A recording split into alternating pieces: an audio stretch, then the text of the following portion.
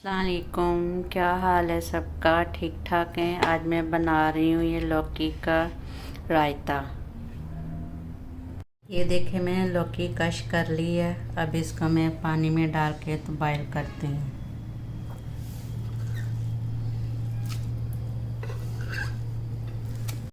ये मैं रायता बनाने के लिए डाल रही हूँ दही, सब्ज़ मिर्चें, मिर्च, ये काला सफ़ेद नमक, और ये मैं डाल रही हूँ उबला हुआ कद्दू, जिसको मैंने बॉईल करके ठंडा कर लिया।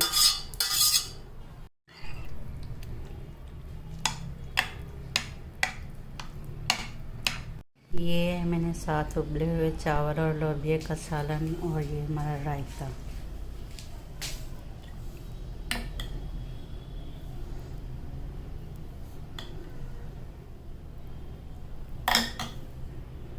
अल्लाह हाफिज़।